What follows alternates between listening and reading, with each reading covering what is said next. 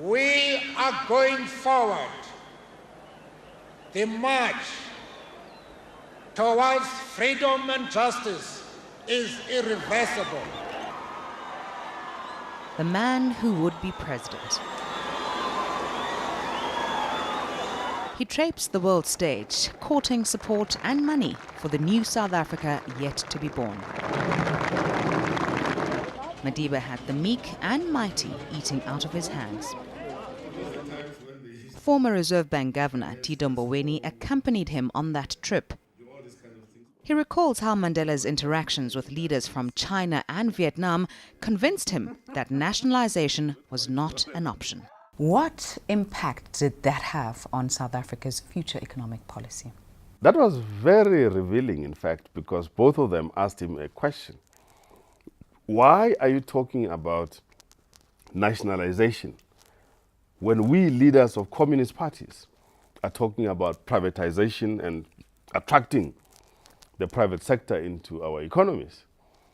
And I think the old man reflected on that quite heavily and seriously. For him personally, that was a very important experience.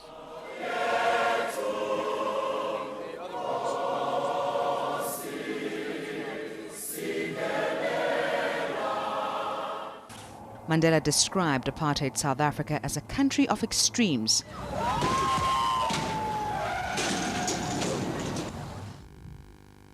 The rich were spectacularly wealthy, while the poor were devastatingly so. 22 years later, that remains the case despite programs which have pulled millions out of poverty.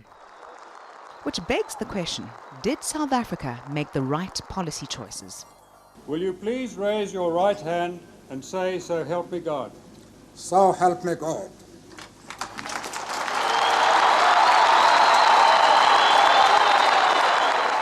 Well, I lived in countries which had nationalization, and there was no progress there. So nationalization doesn't mean success. In fact, in some of those countries, nationalization meant the enrichment of a few elites and the impoverishment of many. Nationalization is a misguided philosophy, if I might say so. It sounds revolutionary, but actually it's very retrogressive. So I think that the focus must be somewhere else. How do we continue to improve the lives of the people? How do we bridge the gap between the wealthy and the poor? But not everyone's convinced the government made the right choice. Some of South Africa's born-frees think nationalization has some appeal. If we have the banks in South Africa nationalized and the mines, then the profits that come from those companies and the mines will help boost our country. It will create jobs, first of all, but there is always the danger of a government-controlled society, which I don't think is a good solution to the problems. But I think, to an extent, it will definitely help.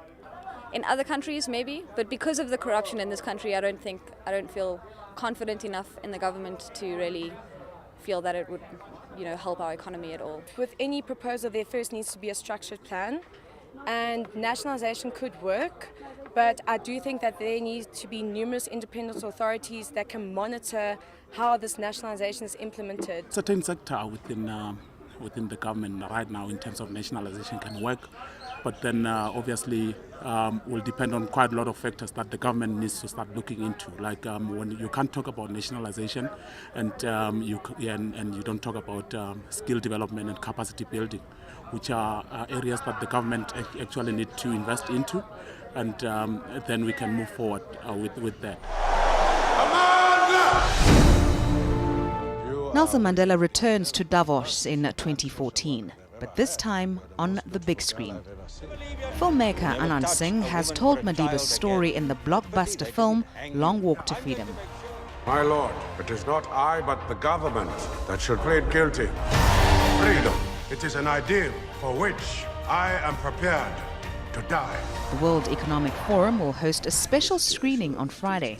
And those who watched Madiba's debut 22 years ago have no doubt he'll steal the show once again. Somebody want me.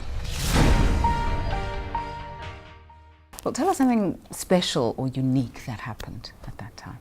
In fact, maybe I must reveal the secret. In fact, people were less interested in him talking about the economy. They were more interested in him talking about his experiences on Robben Island, his political outlook, what he thought he might do to encourage South Africans to reconcile with one another. They were really interested in Nelson Mandela, the man, the leader, the humanist, the freedom fighter. He presented himself as an African global statesman. He was the captain of his ship and the master of his destiny. Know more about your world. enca.com.